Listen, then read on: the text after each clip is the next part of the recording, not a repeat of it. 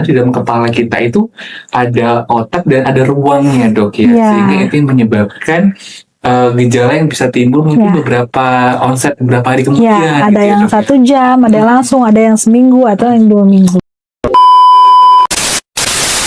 Halo warga Kota Batam, kembali lagi di podcast di Kota Batam bersama saya Adrian Desmar. Mic on, mind open.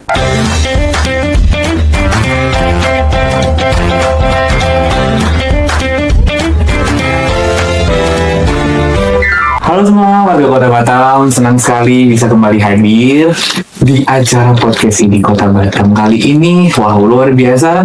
Menjelang pertengahan tahun 2026, kita harus punya ilmu baru dan juga fresh, pokoknya apapun kita kasih untuk masyarakat Kota Batam. Nah, kali ini sobat-sobat sehat sekalian, kita telah kedatangan narasumber yang luar biasa keren karena telah hadir bersama kita seorang bedah saraf di Kota Batam. Beliau saat ini berpraktek di RS Awal Bros Gajah Mada dan juga RS Awal Batu Aji. Dan nggak hanya itu, beliau tetap update ilmu. Ternyata sekarang sedang menjalani fellowship di bidang epilepsi dan juga psychosurgery. Dan tak lain tak bukan, selamat datang kepada Dr. Liza Amelia. Halo, Dok. Selamat, gimana, Dok, kabarnya hari ini? Alhamdulillah sehat. Dok. Gimana nih, Dok? Batam semakin panas ya, Dok, ya? Iya, panas. Kebetulan sekarang saya juga masih bolak-balik ya. Oh iya. Masih keliling-keliling untuk menjalani fellowship antara Semarang, Pekanbaru, Jakarta, dan Batam. Wah, jadi padat banget ya. Ya. Dan luar biasa, Dok, telah menyempatkan waktu di tempat ini untuk sahabat sehat karena kita mau sharing ilmu nih, Dok, ya, terkait dengan topik di bedah saraf. Nah, karena Batam ini, Dok, kota perantauan, banyak pekerja-pekerja. Dokter tau lah ya, mungkin yang sering di Batu Aji juga, jalan raya itu bahaya, Dok, ya. Nah, kali ini untuk sobat sehat semuanya, kita akan membahas topik yang menarik karena pasti sering banget terjadi kecelakaan lalu lintas. Nah, hal yang terkait dengan kecelakaan lalu lintas itu adalah dengan trauma kepala, Dok. Nah, sebenarnya, Dok, kita mungkin secara medis mengerti trauma kepala, tapi sobat sehat ini agak-agak nggak ngerti, Dok. Sebenarnya trauma kepala itu apa sih, dan apakah setiap kejedot kepala itu namanya trauma kepala, Dok? Boleh dijelasin, Dok? Boleh. Perkenalkan, saya Dr. Liza, dan ya mudah-mudahan saya akan bagi yang sharing ilmu sedikit untuk hari ini. Kasus cedera kepala ini atau trauma kepala ini bukan kasus yang lumayan sangat banyak juga di Batam, karena satu hal yaitu kecelakaan lalu lintas di mana jalan kita lumayan besar ya, dan laju kendaraan juga sangat cepat. Nah, yang kedua di sini juga banyak perusahaan-perusahaan kecelakaan tenaga kerja atau bahkan kecelakaan di domestik atau di dalam rumah. Jadi apa sih yang namanya cedera kepala atau trauma kepala itu? Dia biasanya tuh karena ada benturan mulai dari ringan sampai berat yang melukai mulai dari kulit kepala, tulang tengkorak sampai isi di dalam tulang itu yaitu otak. Nah, itu yang bisa kita sebut dengan cedera kepala. Nanti baru kita pisahkan berdasarkan derajatnya, ada yang ringan, sedang, dan berat. Berarti trauma kepala juga ada derajat. Dan mekanisme traumanya pun bisa karena benturan yang ringan, benturan karena benda tumpul, benda keras, sampai benda tajam yang sampai melukai masuk ke dalam tulang tengkorak dan otak. Nah, berarti setiap benturan yang di kepala itu bisa kita katakan cedera. Cuma tergantung, Dok, derajatnya gitu. Nah, ringan, sedang, sampai ada klasifikasinya. Siap. Nah, terkait dengan masyarakat nih, Dok, banyak yang berpikir bahwa kadang-kadang ini, ya, Dok, saya cuman kebentur aja, kejedut, atau saya pakai helm kok, Dok, cuman kebentur aja di aspal. Nah, kadang-kadang itu terlihat ringan di mata kita gitu, nggak ada luka robek, nggak ada yang gimana, cuma bengkak-bengkak doang gitu, Dok. Nah, apa sih dan mengapa benturan yang terlihat ringan itu tetap bisa menyebabkan masalah yang cukup serius di dalam kepala? Ya, tadi disebutkan pakai helm ya. Helm itu salah satu proteksi yang sangat baik sekali pada saat berkendara. Karena bisa pada saat benturan tidak langsung terjadi mengenai bagian kepala, mulai kulit, tulang maupun otak. Tapi tidak bisa dihindari karena sebenarnya otak itu kan dia adalah jaringan yang terproteksi adanya cairan otak. Jadi pada saat terjadi benturan, walaupun ringan atau sedang, otak itu dia terjadi pergerakan di dalamnya. Nah, pergerakan yang atau akselerasi yang cepat dan lumayan kencang itu yang bisa bikin dia ada benturan kup ataupun kontrakup. Jadi di dalam regangan otak itu, di dalam otak itu terjadi regangan-regangan sarafnya di sana. Nah, jadi kadang kita ngeliat sebenarnya nggak ada bekas benturannya di luar nih, tapi ternyata di dalamnya tuh bisa ada kayak kontusio, karena kan di dalam tulang itu dia juga ada tulang-tulang yang menonjol. Nah, itu pada saat dia otak tergoncang, otak tadi terkena benturan pada tulang yang menonjol tadi. Ya, atau misalnya pada usia di atas 50-60, otak itu dia cenderung atrofi. Jadi pada saat dia ada benturan, karena otak yang atrofi itu lebih kecil daripada biasanya, jarak antara otak dan tulang itu dia agak jauh. Jadi pada saat terjadi trauma, ada robekan vena. Jadi dia darahnya tuh dia pecah dari vena. Vena itu kan tidak secepat arteri ya. Vena itu dia lambat aliran darahnya. Jadi biasanya pelan dia mengisi. Jadi gejalanya tuh biasanya kelihatan setelah 2 minggu atau 1 bulan, karena penumpukan darah yang perlahan tadi. Jadi memang harus diketahui ke masyarakat bahwa sebenarnya di dalam kepala kita itu ada otak dan ada ruangnya, Dok, ya. Sehingga itu yang menyebabkan gejala yang bisa timbul mungkin beberapa hari kemudian. Ada yang 1 jam, ada yang langsung, ada yang seminggu atau yang 2 minggu. Oke.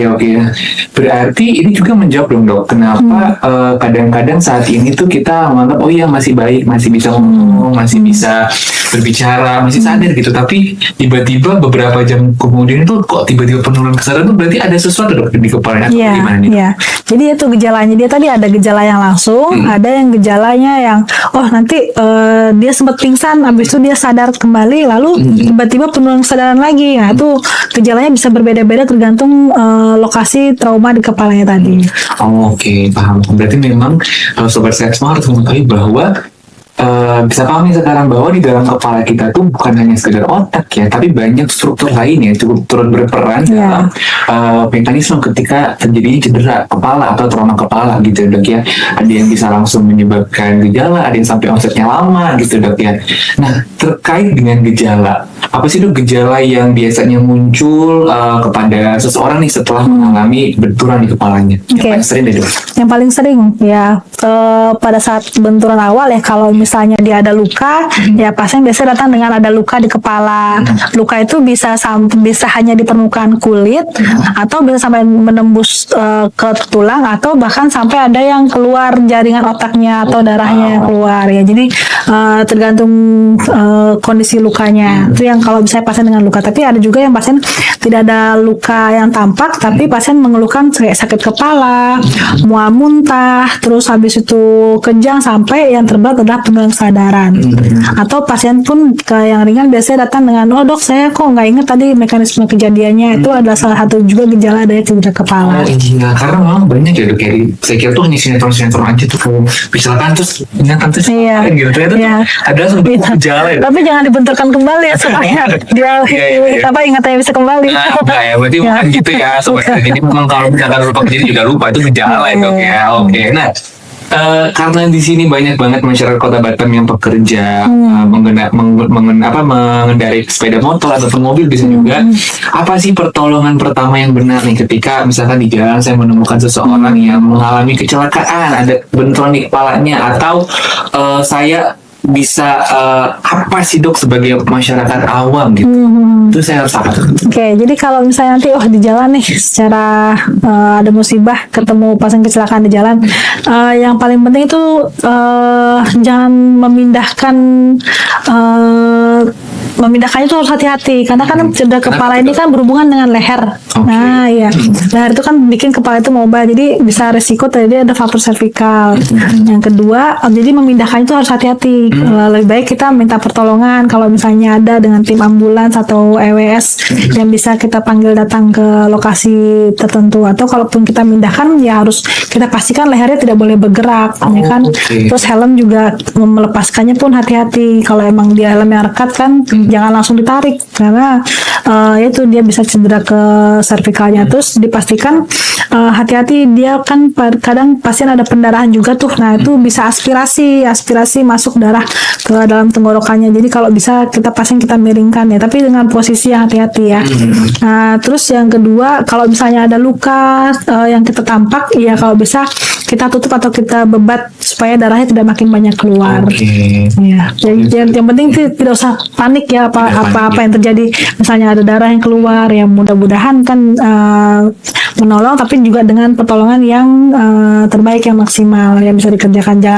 Jangan asal langsung kita gotong-gotong, jangan juga bahaya. Atau kadang-kadang tuh ya ketika orang datang ke IGD atau instalasi gawat darurat ketika kecelakaan itu biasanya kayak udah dia cuma luka-luka aja, masih bisa ngomong, masih bisa sadar, belum ada gejala kayak tersebut kan, belum ada muncul kejang, tidak ada muncul tiba-tiba muntah yang banyak itu nggak ada, terus nggak ada penurunan kesadaran. Nah kadang-kadang tuh kita bingung nih dok, kita perlu pemeriksaan penunjang yang CT scan kepala kah, atau yang MRI kah, atau cukup foto ronsen kah bisa kelihatan. Nah itu gimana tuh dok? Kapan sebenarnya kita butuh pemeriksaan penunjang? Yang mana yang paling baik tuh? Oke. Jadi kalau untuk pasien cedera kepala, misalnya penunjang memang sebaiknya dilakukan, khususnya pada pasien yang terjadi penurunan kesadaran. Jadi penurunan kesadaran ini kita nilai dengan namanya GCS, Glasgow Coma Scale. Nah pasien ini kalau misalnya yang sadar tuh poinnya 15 sampai 3 yang minimal. Kalau dia kita bagi kriterianya menjadi ringan, sedang dan berat. Kalau 15 sampai 13 itu dia masih ringan. Nah 12 sampai 9 itu kriteria cedera kepala sedang. Nah yang berat itu di bawah 8. Sudah turun dari 15 pun sudah ada indikasi untuk CT scan. Jadi indikasi CT scan itu tadi yang pertama, dari klinisnya kita lihat apakah ada luka terbuka, ada penurunan kesadaran, ada gejala-gejala tanda peningkatan tekanan di kepala seperti mual muntah, kejang, terus ada pendarahan dari telinga atau hidung. Nah itu ada indikasi untuk dilakukan CT scan. Yang kedua, walaupun dia pasiennya sudah berusia tapi dia tidak ada gejala, yaitu untuk biasanya tadi yang saya bilang ada namanya pendarahan subdural, itu biasanya gejalanya dalam 2 minggu, itu bisa kita indikasikan untuk CT scan. Terus habis itu ada indikasi dari klinis, misalnya pasien juga dia sadar nih tapi dia tadi ada hilang ingatan ya kan, terus ada defisit neurologis, misalnya ada kelemahan anggota gerak. Nah itu juga kita indikasikan untuk CT scan. Berarti pilihan terbaik itu ada di CT scan ya, bukan pemeriksaan ronsen kepala. MRI ya. Kalau ronsen kepala itu dia hanya bisa untuk melihat tulangnya saja, tapi kalau CT scan kita bisa untuk melihat ke dalam struktur jaringan otak. Kalau MRI kan tidak semua rumah sakit mempunyai fasilitas MRI, dan golden period dan golden pemeriksaan untuk trauma kepala masih di CT scan kepala. Gitu. Berarti memang sobat semua, kalaupun nanti ke rumah sakit dokternya menyarankan untuk CT scan, jangan kaget ya dok ya, karena kadang tuh orang kayak CT scan serem banget sampai harus masuk ke yang lingkaran besar, gimana boleh nggak ronsen aja. Enggak ya, justru adalah pilihan pertama dan terbaik untuk melihat adanya kelainan atau tidak tuh melalui CT scan ya gitu. Nah terkait dengan pasien-pasien juga dok yang sering ke instalasi gawat darurat rumah sakit, mereka ini kadang bingung dok, karena kita sudah observasi kayak beberapa jam di IGD 2-3 jam itu aman-aman aja. Sebenarnya perlu dirawat inap nggak sih dok kalau pasien-pasien trauma kepala, atau ada hal-hal yang harus dikasih tahu atau disampaikan kepada masyarakat, ini harus dirawat inap, ini nggak usah, bisa diobservasi di rumah, gimana? Ya, yang pertama tadi dari klinis tadi, kalau misalnya dia ada keluhan seperti hilang ingatan, mual muntah, sakit kepala yang hebat, ada indikasi untuk dirawat inap. Nah yang kedua, dilihat dari hasil CT scan-nya. Kalau misalnya hasil CT scan-nya ternyata normal, sebenarnya sih bisa rawat jalan, tapi dengan pemantauan di rumah, diobservasi. Ya, kecuali CT scan-nya ada pendarahan atau ada indikasi untuk mengarah tindakan operasi atau ada pendarahan kecil, ya bisa itu untuk dirawat. Tapi kalau misalnya scan-nya normal, bisa kita observasi di rumah. Tapi yang harus diingat itu dia ada tanda-tanda yang harus kita awasi di rumah, seperti misalnya dia mual muntah, kejang, ya kan, kemungkinan ada secondary brain damage yang harus diawasi. Nah terkait tadi yang dokter sampaikan ketika pasien pulang ke rumah, terus ada pengawasan secondary brain damage. Boleh disampaikan nggak dok atau dijelasin kepada masyarakat dan sobat sekalian yang diperhatikan selain gejala secondary brain damage itu apa sih dok yang harus diperlihatkan kepada masyarakat dan harus diwaspadai gitu dok? Ya, jadi pada saat pasien pulang ke rumah, ya harus diawasi tadi. Kan dia sudah tidak ada luka-luka secara pemeriksaan fisik dan secara CT scan dia aman. Nah, yang harus diawasi itu nih tanda-tanda mual muntah tadi, kejang, sakit kepalanya makin hebat atau tidak. Terus ada kelemahan atau ada penurunan defisit neurologis yang terjadi sama pasien. Nah, itu disarankan untuk kembali ke rumah sakit atau ke IGD untuk apakah perlu dilakukan CT scan ulang atau tidak. Oh gitu. Nah, dok kalau di Kota Batam atau di Indonesia ya dok, pasien-pasien yang merawat inap itu sebenarnya apakah ada penjamin kesehatan tertentu yang bisa membantu segi keuangan pasien ketika dirawat inap atau gimana dok? Di sistem kita tuh jaminan kesehatan kita yang dimiliki negara apakah bisa mengcover seluruh perawatan di rumah sakit atau kasus-kasus trauma kepala dan kecelakaan itu nggak boleh atau gimana tuh dok? Oh iya, jadi kan baik lagi ya, trauma kepala ini kan mekanismenya banyak ya. Ada yang kejadian di jalan raya, ada yang kejadian di tempat kerja, ada yang kejadian di rumah. Dan Indonesia ini sudah memiliki universal health coverage yang bisa menjamin itu semua. Tapi ada mekanismenya. Misalnya kalau kejadian di rumah, misalnya kecelakaan dia karena terpleset, itu bisa dengan penjaminan dengan JKN. Tapi kalau misalnya kejadiannya di jalan atau karena lalu lintas, nah dia bisa kita kerjasama dengan Jasara Harja. Atau di tempat kerja itu bisa dijaminkan dengan BPJS Ketenagakerjaan. Ya, tapi harus dilengkapi dulu surat-suratnya ya. Makanya pentingnya kalau membawa kendaraan tuh harus ada SIM, SNK, KTP. Nah, yaitu identitas. Jadi secara tidak langsung itu sudah memproteksi diri kita kalau misalnya terjadi apa-apa. Dan di tempat kerja pun kalau bisa tempat kerjanya tuh harus sudah bekerja sama dengan BPJS TK. Jadi kalau misalnya ada kecelakaan, ya mudah-mudahan sih dengan zero accident tidak ada ya. Tapi itu juga sudah sangat membantu kalau misalnya terjadi kasus trauma kepala. Jadi berarti memang sudah ada sistem yang bisa mengcover atau menjamin perawatan yang juga tergantung mekanisme seperti apa. Oke, baiklah. Nah, jadi kan sobatnya sudah cukup tenang nih karena informasi ini bisa menjawab keresahan dan kegelisahan. Kadang-kadang mereka bingung, aduh saya harus bagaimana, saya harus dioperasi, uang saya gimana, itu banyak banget masyarakat Kota Batam. Tapi dengan sesi kali ini sudah menjawab dan sudah cukup terlegakan lah hatinya bahwa ternyata ada kok syarat atau penjamin yang bisa menjamin segi finansial daripada perawatan di rumah sakit gitu ya dok ya. Oke, dok, pesan utama dok kepada masyarakat Kota Batam nih agar supaya mereka bisa mencegah terjadinya trauma kepala atau tidak terlambat untuk membawa korban yang di tengah jalan yang dicurigai cedera kepala itu apa dok? Ya, yang pertama kita harus hati-hati ya.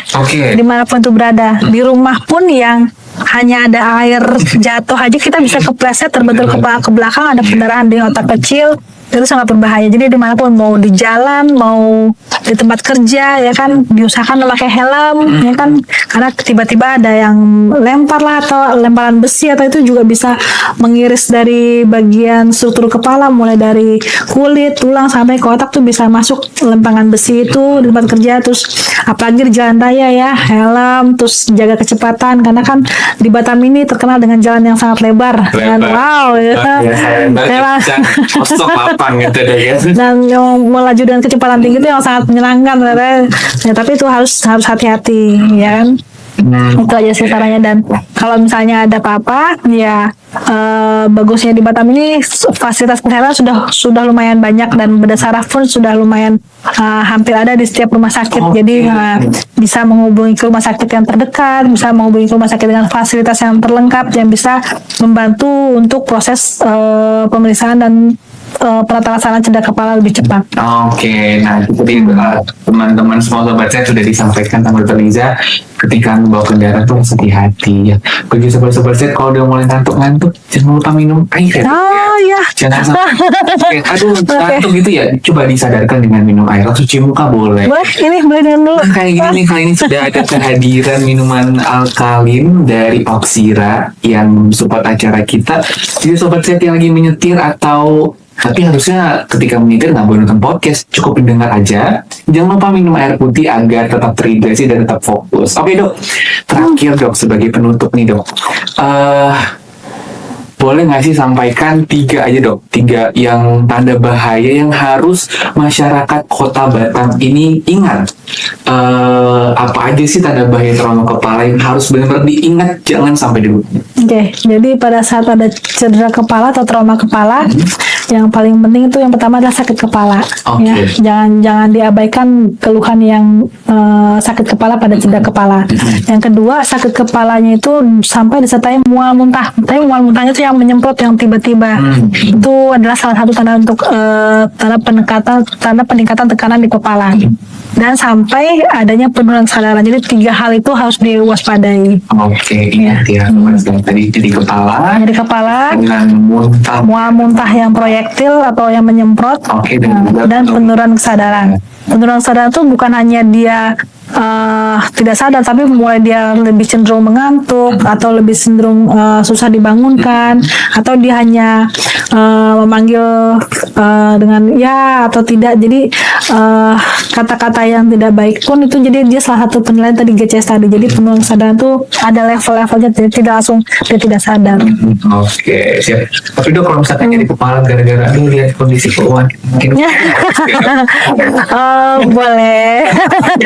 Oke nih dok, terakhir dok untuk masyarakat Kota Batam nih, pesan dari Dokter Liza bagi masyarakat yang masih sering menganggap benturan kepala itu sebagai kondisi yang sepele nih, mungkin pesan dari seorang spesialis bedah saraf apa dok? Silakan Ya. disampaikan sebagai closing statement juga. Oke, jadi kalau cedera kepala ini kita tetap harus waspada, baik itu dia ringan, sedang maupun berat. Ya, mudah-mudahan tidak ada kerusakan pada otak atau hanya di luar, tapi tetap harus dipastikan sampai sejauh mana kerusakannya.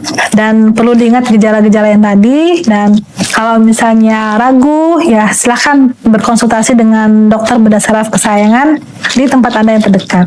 Oke, wow, luar biasa. Terima kasih banyak Dokter Terima kasih, Liza atas Dokter waktunya. Desmar. Sobat sehat semuanya sudah jelas dan sudah paham kan ya terkait dengan cedera kepala, trauma kepala, dan jangan sampai karena kita mengangkat topik ini, sobat sehat harus semakin waspada, jangan sampai terjadi, dan kita juga jangan sampai ketemu ya di rumah sakit. Harapannya kita semua tetap sehat ya dok. Ya. Oke, kalau begitu sampai jumpa di sesi berikutnya, dan dari saya Adrian Desmar pamit undur diri. Sampai jumpa di episode selanjutnya. Bye bye.